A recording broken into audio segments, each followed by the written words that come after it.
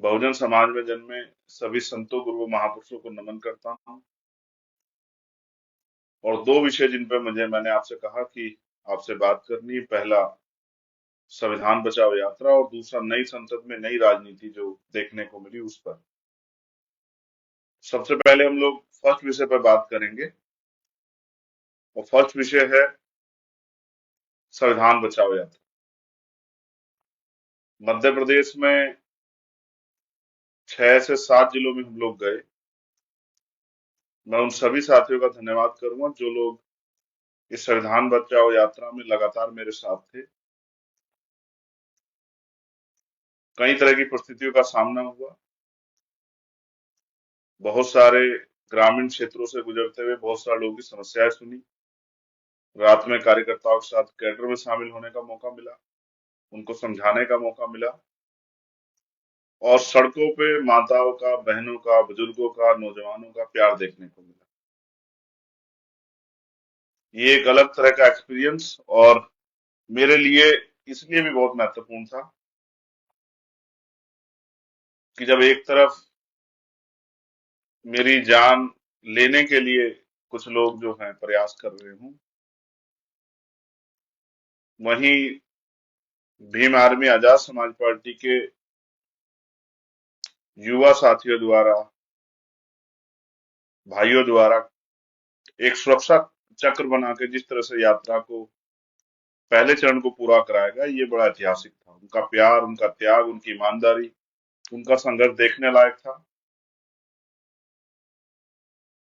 खूब आनंद आया। मध्य प्रदेश के साथियों का, एक एक साथियों का धन्यवाद। जो जिले यात्रा प्रभारी बनाएंगे तो उनका धन्यवाद।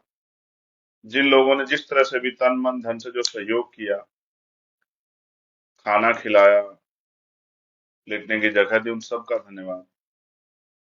एक बहुत अच्छा एक्सपीरियंस था।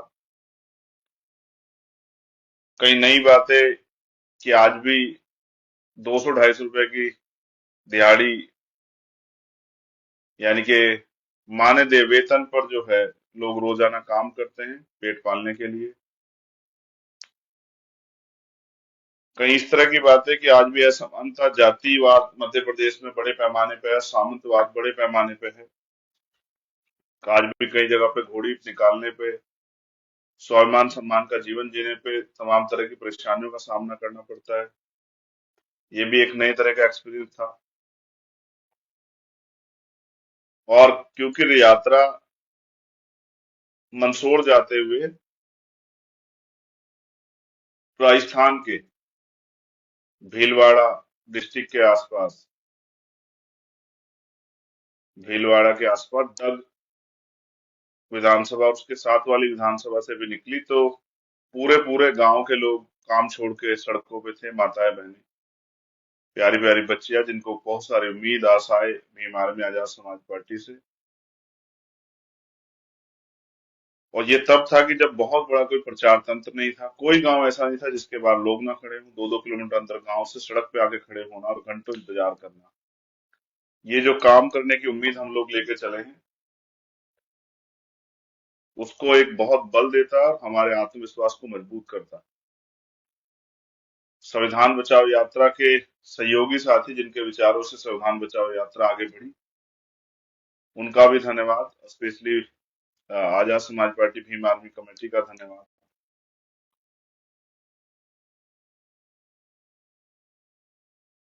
ये पहली यात्रा, इसके बाद जो और यात्रा होंगी ज्यादा जमीनी होंगी। राजस्थान की यात्रा 26 तारीख से शुरू होगी और वो 6 तारीख तक रहेगी, 28 तारीख से 6 तारीख तक रहेगी। ग्रामीण क्षेत्रों में, गांव में, कस्बों में लोगों से मिलने का, उनको सुनने का, उनकी परेशानियां जानने का, उनकी समस्या का किस तरह निराकरण होगा ये बताने का मौका उन्हें मिलेगा। खूब फूल फेंके गए, खूब बारिश में लोग खड़े रहे। एक गांव तो ऐसा था, कमेर शायद नाम है उसका, कि बहुत तेज बारिश में नौजवान साथी, बुजुर्ग और युवा तो खड़े ही थे, बच्चे तो खड़े थे, लेकिन माँ बहनें जो हैं वो इतनी तेज बारिश में ट्रैक्टर ट्रॉली पे बड़ी संख्या में खड़ी थी। और फिर अपने आप का मन नहीं हो पाया कि अंदर बैठा रहा, फिर उनके पास जाना पड़ा। उन्होंने वहां वो आज मुझे हमारे यहाँ कम है, लेकिन उधर पगड़ी बांधने का एक बहुत बड़ा वो है, सम्मान के तौर पे साफा वो पगड़ी के रूप में बांधते हैं। मैं भी सीख गया हूँ काफी हद तक बांधना, बहुत अच्छी तरह से नहीं सीखा लेकिन सीख गया हूँ। इस बीच में एक बड़ी घटना घटी है कि महिला आरक्षण विधेयक बिल बन के और वो लोकसभा और राज्यसभा से पास हो गया, और बधाई हो उन सभी नेताओं को जिन्होंने उसका समर्थन किया। हाँ, दबी आवाज में जरूर कहा कि इसमें एससी, एसटी, ओबीसी और मुस्लिम समाज की महिला, अल्पसंख्यक समाज की महिलाएं भी होती तो बहुत अच्छा रहता, लेकिन हमारा समर्थन, इस बात पे मैं जल्द लाइव आके अपनी बात रखूंगा कि मैं इससे कितना सहमत हूँ। और अगर जिम्मेदारी के तौर पे कहूँ क्यों सहमत नहीं हूँ, ये भी रखूंगा। मैं इस पे सहमत नहीं हूँ, क्यों सहमत नहीं, बहुत जल्दी एक लाइव के माध्यम से रखूंगा कि इससे कितना बड़ा नुकसान वंचित वर्ग का, और मैं और हमारे साथी इसको इतनी आसानी से जो है इस षड्यंत्र को कामयाब नहीं होने देंगे। इसके विरुद्ध हमारा जो आंदोलन, मैंने बहुत सारे नेताओं को सुना उस समय के, जब पिछली बार बिल आया था, और जिस तरह से उन्होंने विरोध दर्ज कराया था वो ऐतिहासिक था। आज के नेताओं में इतनी कुव्वत नहीं है कि वो इस पे सवाल खड़ा कर पाते, लेकिन मैं आपको विश्वास से कहता हूँ कि बहुत जल्द जो है हम लोग इसको लेकर रणनीति बना के और अपना विरोध जो है वो बड़े पैमाने पर दर्ज कराएंगे। उसके साथ साथ बीएड के बच्चों का एक इशू हुआ। मैं बीएड के विद्यार्थियों के आज भी साथ हूं, और उनकी लड़ाई को बहुत जल्द उनकी लीडरशिप जो लोग काम कर रहे हैं उनके डाटा इकट्ठा करके उनसे बात करके एक बड़े प्रोटेस्ट को हम लोग करेंगे। जो बीटीसी के साथी हैं मेरे, उनसे कोई नाराजगी नहीं है, उनको भी उनका अधिकार मिलना चाहिए, लेकिन जिन बच्चों ने बीएड कर लिया है सरकार के राजपत्र के अनुसार, उनको उनके जीवन के बारे में भी हमें सोचना चाहिए, उनको भी उनके अवसर मिले इस बारे में सोचना चाहिए। जिम्मेदारी सरकार की, सरकार के वजह से आपसे मतभेद हुए हैं दोनों बीएड और बीटीसी के लोगों में, लेकिन मैं समझता हूँ सरकार को इस पर जल्द फैसला करना चाहिए। बीएड के साथियों को मैं कहूंगा कि वो निराश ना हो, घबराए ना, न्यायोचित कार्रवाई के लिए हम सरकार के लोगों से इस पे जो है जिस तरह का भी आंदोलन संरक्षण आपको देना पड़ा और जिस तरह से भी आवाज उठानी पड़ी उसको हम लोग करेंगे।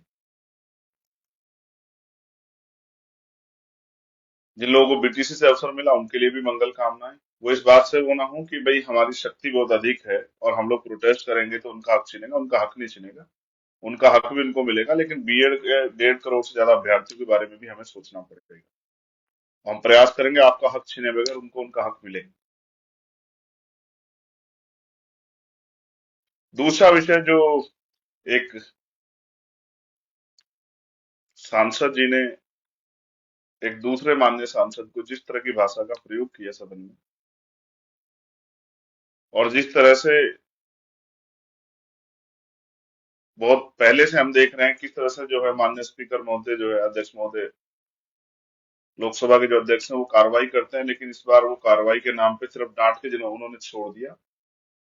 मैं इस अ, घटना की जितनी निंदा करूं, और निंदा तो बहुत दिनों से करते हैं, निंदा से भी बुरा, इस पर जितनी सख्त कार्रवाई होनी चाहिए वो नहीं हुई, क्योंकि मैं इस बात को जानता हूं कि जो चीजें लोकसभा में कही जाती है उन पर लोकसभा के बाहर उस तरह कार्रवाई के लिए बाध्यता नहीं है। लेकिन मैं लोकसभा स्पीकर जी से, अध्यक्ष जी से भी उम्मीद करूंगा कि वो उन पर सख्त से सख्त कार्रवाई करेंगे, और ऐसी कार्रवाई की दोबारा कोई भी व्यक्ति किसी धर्म के व्यक्ति के प्रति, किसी जाति के व्यक्ति के प्रति ऐसी टिप्पणी करने, और किसी भी मान्य सांसद के विरुद्ध ऐसी टिप्पणी करने से पहले, किसी समाज के खिलाफ एक भावना लेकर टिप्पणी करने से पहले 1000 बार सोचे। ऐसी सख्त कार्रवाई ऐसे सांसदों पे होनी चाहिए। मैंने माननीय सांसद को पहले भी सुना और उनके कर्तव्य, उसको उनकी वाणियों को सुना, समझ आया कि सरकार उनको अपने मोहरे के रूप में यूज करती है, क्योंकि वो पिछड़े वर्ग से आते हैं, तो उनके जरिए जो है अपनी बात को कहलवाना आसान है। जो सरकार की नीयत है भारतीय जनता पार्टी को, जो नेचर है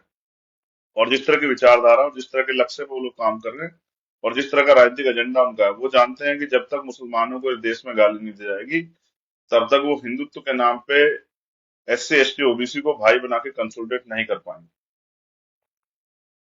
लेकिन इसके परिणाम, भारतीय जनता पार्टी तो राजनीति के लिए करती है, लेकिन इसके परिणाम जो है दुनिया भर में, जो हमारे विदेश नीतियों पे और तमाम तरह से जो हमारे समाज के अंदर, हमारे प्रदेश और देश के अंदर जो नफरत फैलती है, उसका एहसास शायद भारतीय जनता पार्टी को नहीं है। उनके लिए सत्ता ही सब कुछ है, इसलिए वो इन बातों पे गौर नहीं करते, लेकिन मैं समझता हूँ कि ये बातें गौर करने योग्य हैं, इन पे गौर होना चाहिए।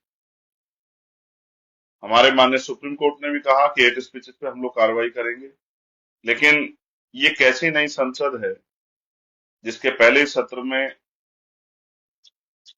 इस्लाम के मानने वाले लोगों को टारगेट करके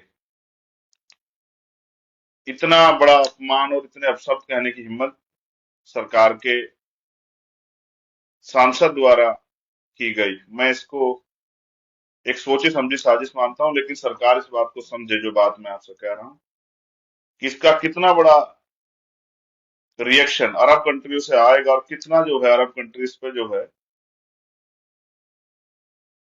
और हमारे संबंध जो देश के हैं, चाहे वो राजनीतिक संबंध हो या फिर तमाम तरह से जो आयात निर्यात को लेके व्यापारिक संबंध हमारे कितने खराब होंगे, इसका एहसास नहीं। और ये एक आपके राजनीतिक एजेंडा कितने लोगों की जान को भी के साथ खिलवाड़ कर रहा है, ये आपको नहीं पता।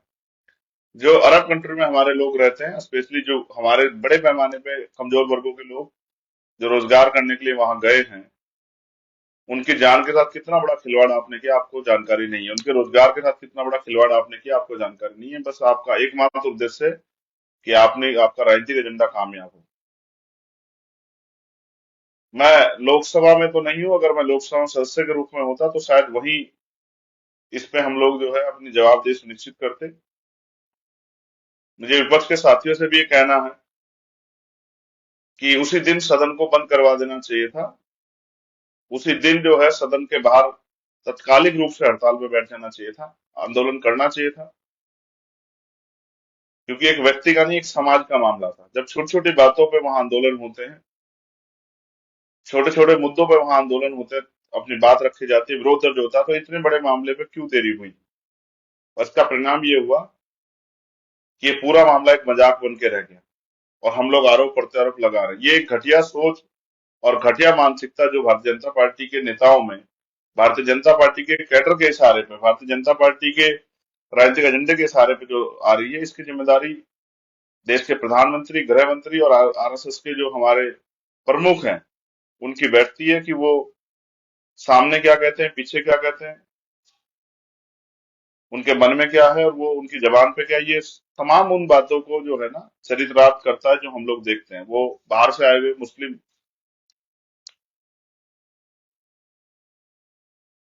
जो अभी G20 में भी है, उनका किस तरह से उन्होंने सम्मान किया। वो जब दुनिया में जाते हैं अरब कंट्री, किस तरह वो लोग उनका सम्मान करते हैं, और भारत के मुसलमानों के प्रति किस तरह की नफरत का माहौल जो है भारतीय जनता पार्टी के नेता बना है। ये जितना भी जो है इसकी इस पे खेद प्रकट किया जाए, इस पे सवाल किया जाए, उतना कम है। ये मामला चुप्पी थामने का नहीं, दोबारा ऐसी घटना ना हो, इसलिए इस पे सख्त से सख्त कदम उठाने की जरूरत है। मैं जब यात्रा में था, मैंने कई बार इस पर सवाल खड़े किए। इसमें भारतीय जनता पार्टी को भी देरी करने की जरूरत नहीं है। उनको भी, वो बहुत पसमानदा और बहुत मुसलमान और मुसलमानों की जो है बात करते हैं, मुस्लिम बहनों की बात करते हैं। लेकिन उनके सांसद के बयान पे देश के प्रधानमंत्री को माफी मांगनी चाहिए थी देश से, कि जिस संसद का बड़ा गुणगान करे, उस संसद में क्या जो है, किस तरह लोकतंत्र का चीरहरण हुआ, किस तरह से संविधान का चीरहरण हुआ, किस तरह से उनके सांसद ने देश की एकता अखंडता को ठेंगा दिखाने का काम किया, अपमानित करने का काम किया लोकतंत्र को। इस पे जो है जवाबदेही सुनिश्चित होनी चाहिए थी, मगर ये नहीं हुआ। एक भय, एक डर, एक समुदाय के प्रति उस तरह का माहौल बनाया जा रहा है। इस देश के दलित आदिवासी तो सदियों से अन्याय अपमान सहते आए, लेकिन गांव गली बस्ती चौराहों पे ये रोज होता है, मुझे पता है। आम गरीब कमजोर मुसलमान के साथ ये होता है, मैं इस बात को समझता हूँ। लेकिन संसद में अगर ये हो रहा है तो इसका मतलब भारतीय जनता पार्टी उस डर, उस दहशत को समझ रही है जो आने वाले कल में जनता में जो आक्रोश उनके खिलाफ पैदा होगा। तो हमसे जो भरसक प्रयास होगा, हम लोग उस पर करेंगे और मैं प्रयास करूंगा कि भाई दानिश जी से भी हम लोग मुलाकात करके उनकी पीड़ा को कम करने का काम करेंगे, उनके दुख को बांटने का काम करेंगे। लेकिन इससे भी बड़ा दुख बांटने से और उनके साथ खड़े होकर इस लड़ाई को लड़ने में भी हम लोग जो है पीछे नहीं हटेंगे। और बहुत जल्द मैं अब जब यात्रा से फ्री होने के बाद राष्ट्रीय स्तर पे जो है इस तरह के जो तमाम कमजोर वर्गों के खिलाफ जो साजिशें हो रही है, जो अन्याय हो रहा है, उसका जवाब हम लोग राष्ट्रीय स्तर पे दिल्ली में इस संसद भवन का घेराव करके ही उसका जो है जवाब लेंगे सरकारों से। ये इस तरह का माहौल, इस तरह की भाषा, इस तरह के विचार किसी भी कीमत पर बर्दाश्त नहीं किए जाएंगे। मैं अपनी बात के जरिए सरकार के लोगों से, लोकसभा अध्यक्ष जी से ये निवेदन करूंगा कि माननीय सदस्य पर ठोस कार्रवाई जो है, कड़ी कार्रवाई, अनिश्चितकालीन बैन या अपने स्तर से मुकदमा लिखवा के उनको जेल भेजना चाहिए, जिससे कि दोबारा कोई ऐसी गलती ना करे। अगर अब इस बार उन पे कार्रवाई नहीं हुई तो ये ट्रेंड बन जाएगा, दोबारा फिर कोई किसी मुसलमान को इस तरह के शब्द कह के अपमानित करने का काम करेगा। किसी को अधिकार नहीं बिना इतिहास को जाने कि इस देश में मुसलमानों का आजादी की लड़ाई में कितना योगदान है, ये जाने बगैर कितनी कुर्बानियां हैं। रेशमी रुमाल तहरीक से लेके और जो तोपखाना जो है गंगों में लूटा गया, जो तमाम तरह की मुसीबतों का सामना जो है देश के क्रांतिकारियों के साथ खड़े होकर मुस्लिम साथियों ने किया, भाइयों ने किया, इस तरह से उनको पूरे समाज को संदेश देने के रूप में, अपमानित करने के रूप में उग्रवादी, आतंकवादी कहना, ये बहुत ही दुर्भाग्यपूर्ण है और ये किसी भी कीमत पर स्वीकार्य नहीं। जो आतंकवादी हैं, जो उग्रवादी हैं, जो देश को बर्बाद करने वाले हैं, उनके चेहरे बहुत जल्दी जल्दी बेनकाब हो रहे हैं और जनता इस बात को जान भी रही। ऐसे संगठन जो धर्म और जाति के नाम पे हिंसा फैलाते हैं और जिनका मकसद होता है कमजोर को कुचलना, ऐसे संगठन भी जो हैं वो भी आप लोगों के सामने आ रहे हैं और उन पे कार्रवाइयां भी हो रही। लेकिन मैं अपने साथियों से कहूंगा, राजस्थान के हमारे साथी, वो क्योंकि बहुत सारी जगह यात्रा नहीं जा रही, तो जहां जहां पहले फेज की यात्रा जाएगी वो लोग अपनी तैयारियां कर लें और समाज इस बात के लिए तैयार है। इस तरह की बहुत सारी घटनाएं करा के, इस तरह के शब्दों का यूज करके और क्या रणनीतिक रूप से कुछ तरह करके देश और प्रदेश के माहौल खराब करने का प्रयास किया जाएगा। हम लोगों को मिलके इस लड़ाई का सामना करना है। इस अन्याय के खिलाफ इस लड़ाई में मैं अपने भाइयों के साथ खड़ा हूं। किसी भी तरह से दमन का जवाब जो है हम लोग संवैधानिक तरीके से देंगे कि दोबारा कोई ऐसा ना करे। और तमाम मैं अपने कार्यकर्ता, पदाधिकारी, नेताओं से ये निवेदन करूंगा कि वो आज के हालातों को समझ के जनता को समझदार बनाने में, जनता के सामने जाकर अपनी बात रखने में जिम्मेदारी अदा करे, जनता को जागरूक करे। और संविधान तब बचेगा जब उस संविधान विरोधी भारतीय जनता पार्टी की सरकार केंद्र और स्टेटों से हटेंगी और उनके साथ साथ मानवतावादी सोच वाली आजाद समाज पार्टी के विधायक और नेता जीत के सदनों में जाके कमजोर वर्गों के हितों की रक्षा के लिए लड़ेंगे।